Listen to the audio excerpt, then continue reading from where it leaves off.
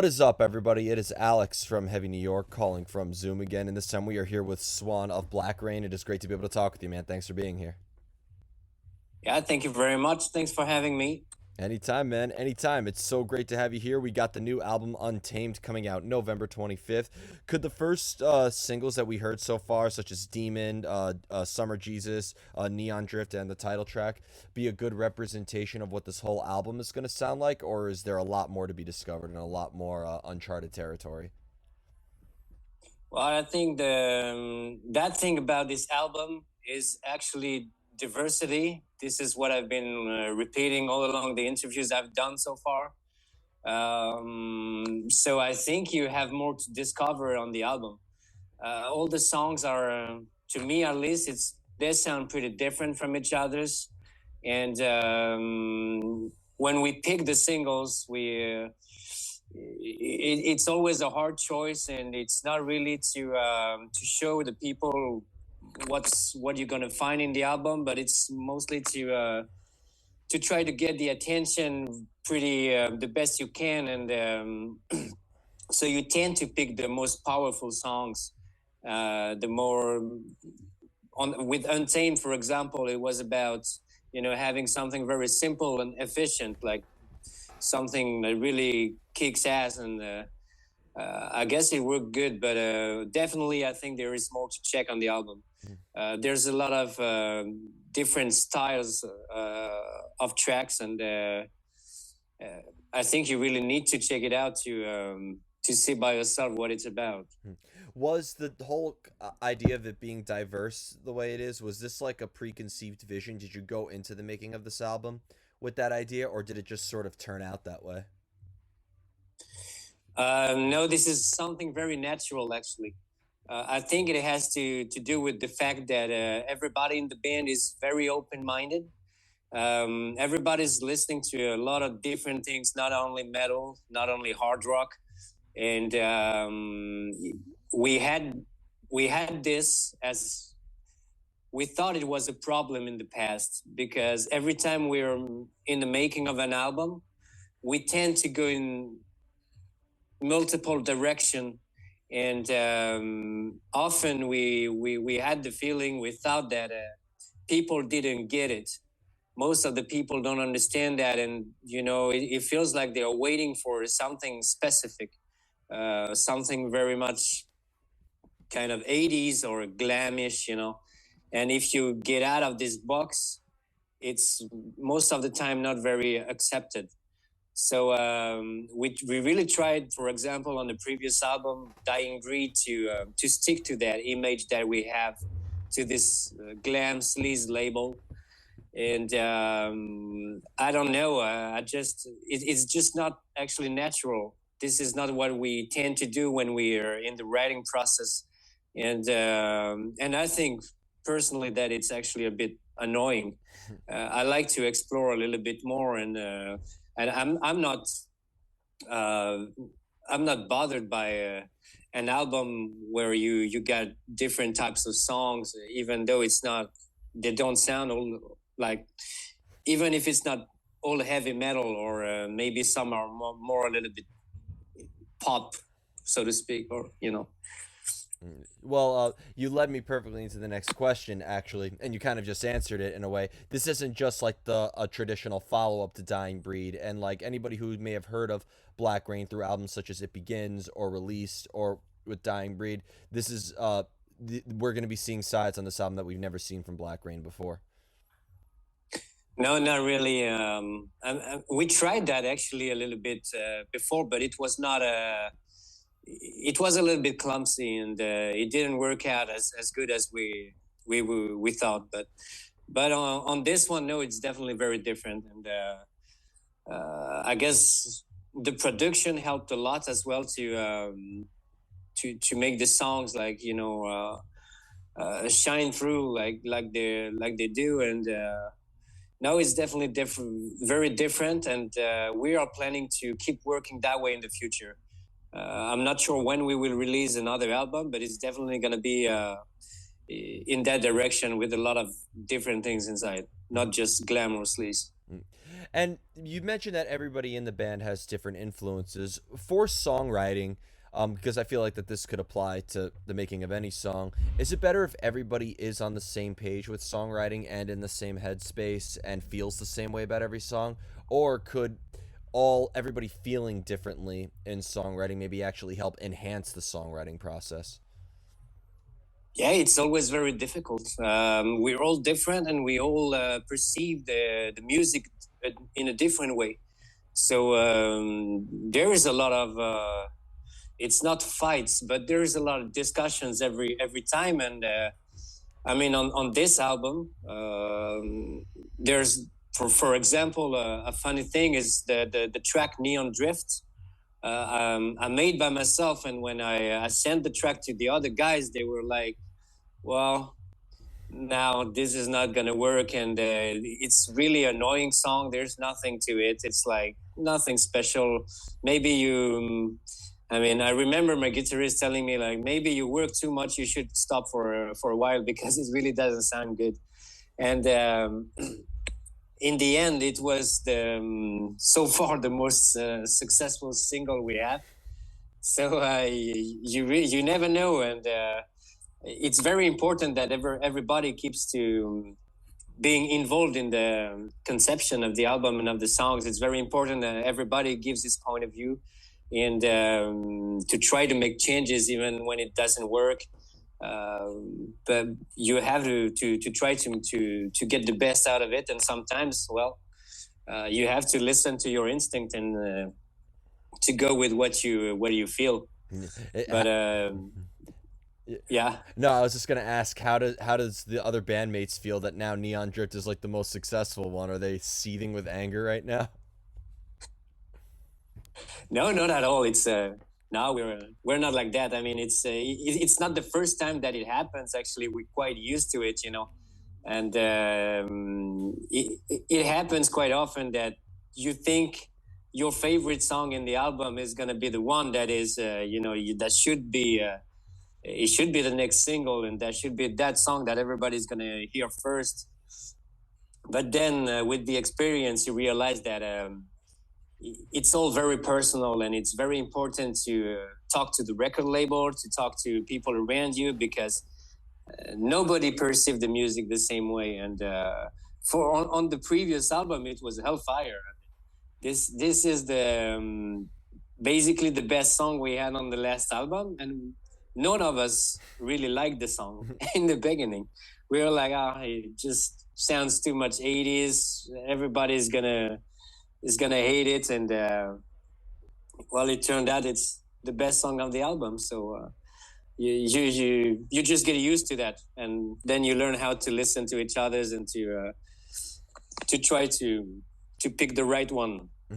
Well, when it comes to like the lyrical idea too, because I feel like the lyrics in every song also really help enhance Blackrain's music. Has there ever been a time where a lyrical idea influenced how a song is going to sound, or do you prefer to have music already there before you think of any lyrics?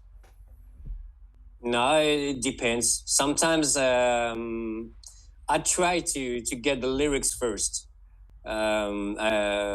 I think it works better that way, but unfortunately, well, we're still French people, and I don't think I'm very good at coming up with lyrics. It takes me a lot of time, and yeah, I'm not the best at it. So very often it comes after, but at least I don't know if you saw Metallica, when they're making their demos. James Hetfield is usually singing, some nonsense kind of English, and this is what we do most of the time. You always get an idea in your head, and you try to put that into music. And personally, I think if you get the lyrics and the melodies first, the chorus, it's better, because this is what matters, at least in the style we play, and then you build around it. I think it's the best way to do it. Of course, it doesn't happen like this all the time, and Sometimes you get a cool guitar riff and you start building around that. So you take it as it comes, I guess. Yeah. Have you ever, like, because nothing could be more heartbreaking, right, than having like the best lyrics ever, and then they're always like one syllable over every arrangement or something like that. Yeah, yeah, you know what you're talking about, I feel.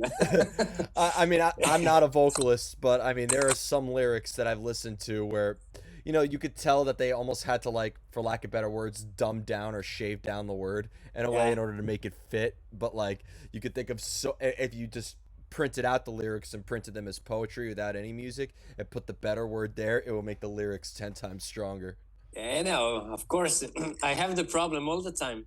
But then it's a rhythm question as well, and when you work long enough on it, you know there's probably another way to put the syllabs together and to pronounce the things and to make it work. But yeah, often you still have to change the lyrics. So it's yeah, it's a tough job. You know, you're always learning, but that's a common problem, I guess. Mhm. When it comes to the music of Blackrain, lyrically or musically, is it reflective of like in a particular emotion or experience you were having, or do you like to use music as like a pure escapism from your personal life? The lyrics, it's always about personal experiences, or at least things we see around us. You know, it could be about what you saw in the news, or what affects you directly most of the time. So the music, it's something else. And I don't think we actually listen to the music as, you know, as French people the same way than you do in America, or where when your native language is English. You have to realize that for us, when we grew up, we had no clue what the bands were talking about. I mean, it was just, you know, great songs and goddamn powerful music that somehow it's, you know, it takes you to the guts, and you love it, and it has nothing to do with the lyrics. At least that's how it works for us in the beginning. So the music is kind of something else most of the time, and what's important to me is always the melodies, and I always have this kind of nostalgic side in the melodies, I think, or this very powerful and simple kind of guitar riff. I mean, very basics. This is either this, either the other. But I don't think the lyrics usually come after, and I try to make them fit, to develop the lyrics to come up with lyrics that fits with the melody of the song.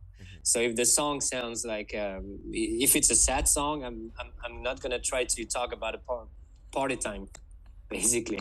Yeah, of course, and but like, and kind of going back to like the second question I Yeah. asked, where if there's a preconceived idea, do you or any of your bandmates need to be feeling a specific emotion before you put pen to paper in songwriting? Do you almost like go into it knowing, okay, I'm feeling sad today, so let me write a sad song. I'm in a good mood today, so let me write a happy song? Or does it do you not even have to rely on feeling specific emotions in order to get into that songwriting mode? No, I don't think it works like that. Actually, I realized through the years that when I don't feel good, when I'm in a stress situation, or I mean, if I feel like really depressed, I can't actually play music. It doesn't work. I just don't feel like it, and or if I'm very angry, or, you know, this is not things that work for me. It's just not like that. I really need to be feeling really well, to be stable in my life, to be able to spend time doing music. Otherwise, I just can't focus on it. and I'm probably gonna take my guitar and play 5 minutes, but then I'm just gonna leave it on the side, and I don't know. This is the way I am, and so then you make sad songs. I don't know why, but this is just what comes at the in the moment, and this is not something we're usually looking for. When we start writing a song, it usually don't go the way you you want it to go. It never ends up the way you planned. Yeah. It always goes somewhere else. So Yeah. Well, that's yeah.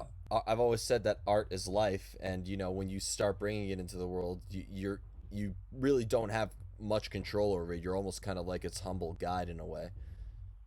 Yeah, absolutely, absolutely. No control at all about the composing part. The only thing you know is you're making a new song. You don't know if you're gonna even keep it, because very often it sounds great for 1 hour, and then you step back a little, and when you listen to it again, it actually you realize that no, I'm not gonna keep that. So you just never know, and like we talked about it before. Sometimes you're making a song, and in the end, nobody likes it, so you don't even know what's gonna happen with it. It's yeah, it's always random. It's And here comes the difficult part, though. How do you know when you're finished with a song?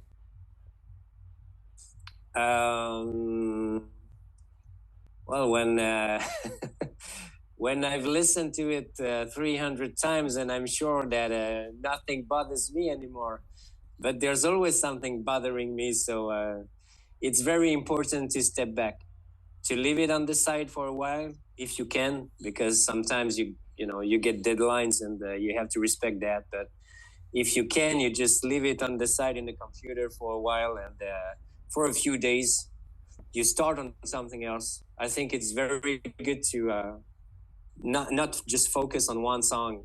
I mean, you need to have a few ongoing, and then when you get back on it, you have a clearer idea of what you've done and where you are.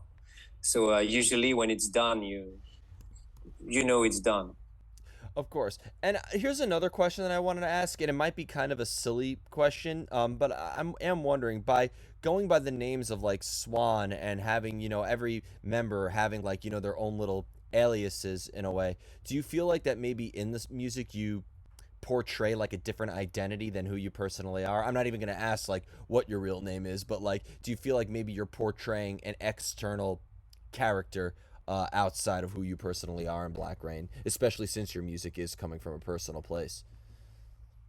No, I don't think so, actually. And the reason why we took nicknames in the first place, it was because we ended up in a situation in the beginning in the band where three members had the same name. So it was getting really annoying.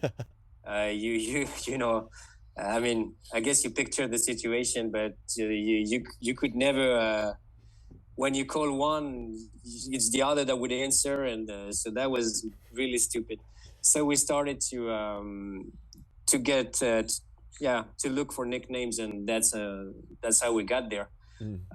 But it's I think it would have a big influence on my personality on stage or in the band if I was to be wearing makeup, for example. I've done that in a couple of videos now, and I can really feel that you actually become someone else when you're wearing some kind of disguise or a lot of makeup. It's actually very easy to get in the skin of another character or really something else, and you start to do things that you actually wouldn't do if you didn't have that makeup. So that's very interesting. Yeah. But that's not my case about the name. Okay. Well, it's so funny. For a second I thought you were gonna tell me, yeah. Well, originally we were gonna be black metal, and I thought maybe that's what the reason. Yeah, well, that was a possibility. We could have actually, we'll we've always been listening to a lot of black metal, and we are from the French Alps, in the woods, in the mountains, you know. So we could have done that, but we went another way. Yeah. Well, I think having your style surrounded by a bunch of musicians in black metal make you more ballsy and more cult than any musician in the genre, any musician in the genre to begin with. So I give you credit. But hey, there's some great. One of the best black metal bands is from France. At least I think so. Is Blot des Nord, and they're a phenomenal band as well. So kudos to all the French black metal bands out there. Which one? Blut. I could have butchered the pronunciation. You know, us Americans are terrible with it. Yeah, But yeah, Blut is Nord, spelled Blutausnord. Okay, I'm not familiar with that one. I know a lot of black metal from France, but I don't think I ever heard about this one. I will check it out. Yeah, there's a lot of. I mean, what are some of your favorite French black metal bands? I always like to go down this rabbit hole if you got time. Yeah, well, I have two bands that I always listen to. They're in my playlist, and yeah, one band doesn't exist anymore. It was Anorexia Nervosa. I don't know if you heard about them, but they were really big for a while, and they've done a couple of really great albums. So you really need to check them out. And now we have a friend that has one of the greatest black metal band I ever heard. It reminds me a lot of Emperor, and it's called Death Code Society. I've heard of them. I've heard of them. Yeah, Yeah. they're very good. I love their music.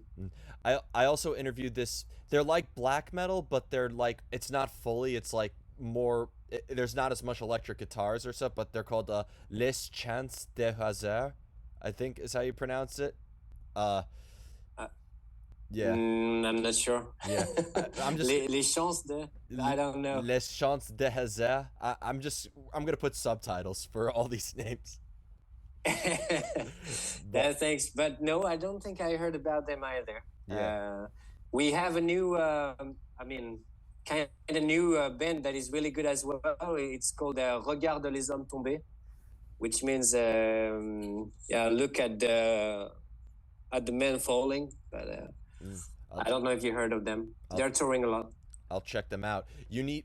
I've been pitching this to every band from France I've interviewed. You need to do a show in the catacombs in Paris one day. Yeah, bro, it's impossible to get there. It's like 1,000 of tourists all the time. It's so. I've been living in Paris for like 5 years, you know, and I've never been able to go there.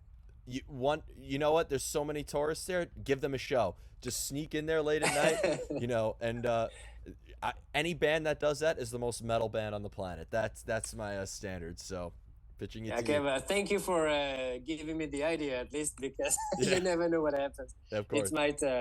We might do it. And the final question I actually had for you is about the current rock and metal scene in France, actually, because one thing that I've noticed, I've interviewed plenty of bands from France, but some of them were black metal bands, some of them were rock bands, some of them were punk or metalcore bands. But like when you take like a country like the UK, for example, their predominant genre right now is metalcore. You know, Sweden is predominantly known for a melodic death metal in a way. So I've noticed that there's like I would say that both France and Italy are two countries where there's not really there's a lot of great bands, but there's not a specific genre that it's like mainly known for. It's a very diverse scene. How would you say the current scene is in the area of France? You said you're by the Alps right now, but just in the country as a whole, how has like the sort of metal and rock scene been lately? Well, I think it's been the same for many years, and we have a great like extreme metal scene. That's about it. We never had a real rock scene, or not like they have in the UK. You know, what they call rock in France. I think you would be shocked if you would listen to what they call rock. This is not rock, and the culture is very special. It's very French.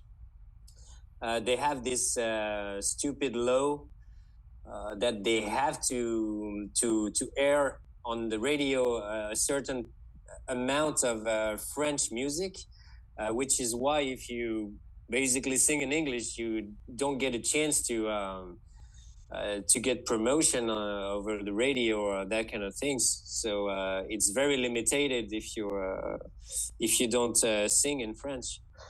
And there's a lot of metalcore, I think. Yeah, I've I interviewed a think it's couple. pretty trendy everywhere. Yeah, I interviewed the metalcore band from France, Landmarks. Yeah. Yeah, they're Yeah, and we have, I think the most famous is Betraying the Martyrs. yeah, of course, they're amazing. Yeah. So, but I think the scene is pretty much the same in the whole Europe. Of course, the culture is different. Like in UK, in Sweden, I mean, in Scandinavia in general, they have more of an English kind of culture. It's true that France, Spain, Italy, and maybe now even Germany is actually better for the heavy metal. They are very much into heavy speed metal and all that kind of things. But the scene is, I don't know. It always felt like it was dying somehow, but the community is still there. You know, my feeling is that it's aging. The audience is very much aging, and I think the young people don't really listen to heavy metal anymore. It seems like it gets very much, everybody's dressing the same way and everybody's listening to the same things. You know, it goes together with all the social media like TikTok and that kind of things. It's 30 seconds of attention or something, and then it's only disposable kind of stuff. Yeah. So I'm not always very positive about the music, but yeah, I'm still trying to get myself updated about what's going on, especially in America, by the way, because you have a lot of new young bands, and it's very interesting to see what's going on. I mean, Yeah. they all look like heavy metal people, but they just don't play heavy metal. It's Yeah. like pop mixed with everything else. So it's quite interesting. Yeah, and what's funny is that the people who play the most brutal music, you like Yeah. a lot of them don't have tattoos. A lot of them don't have piercings or anything like that. They like they could if it wasn't for the long hair, you would think that they worked at like a regular corporate job. But you mentioned Absolutely. you mentioned Germany. Germany's funny too. Germany, it depends on like the state. Like I've noticed that like in southeastern Germany where my family's from, it's very much like technical death metal and black metal, like Obscura and Dark Fortress and you know, a lot of those bands. But when you go west, it's more like metalcore with bands like Venues or Yeah. I believe the Hirsch Effect in a way. So like it really it depends on where you go. But like I said, like France is home to Gojira, it's home to you guys, it's home to Landmarks. There's and Betraying the Martyrs. So like I think it's really cool how there's a lot of different. It's not very compartmentalized, I would say, as other scenes, which I think is a good thing. Absolutely, but we've always said that there always been a lot going on in France. Even at the beginning of the all this Norwegian black metal wave, there was a lot of French people involved into like even if it was only about exchanging tapes and cassettes, but in the promotion of all of those black metal bands back in the days, a lot of French people were involved, like a record label as well. So it's always been a great community, and now we have this huge festival as well, Hellfest, which is definitely a proof that there is still heavy metal in there, and it's just weird because you usually don't see those people when you hang out. It's so you don't know where they hide, but suddenly once a year they're all on the same spot, and then you see it's still alive. So Definitely. So before we go, I want to thank you so much for your time and for such an awesome conversation. Is there just anything else that you would like to promote for Blackrain with the release of this brand new album, Untamed? It's absolutely amazing. What else could we be expecting from Blackrain in the future? yeah, well, thank you very much, first of all, and we're hoping that we'll be able to play a lot of concerts next year. For the listeners, I mean, if you don't know the band, if you're curious, just check it out. I think the latest album, Untamed, is really worth it. So give it a listen. You might like it. You never know. And hopefully we can see you guys on the road someday if we ever happen to tour in the US. Otherwise, well, cheers and keep rock and roll alive. Hell yeah. Thank you so much, everybody. We are here with Blackrain. Be sure to check out Untamed. This is Alex from Heavy New York, and we will see you next time.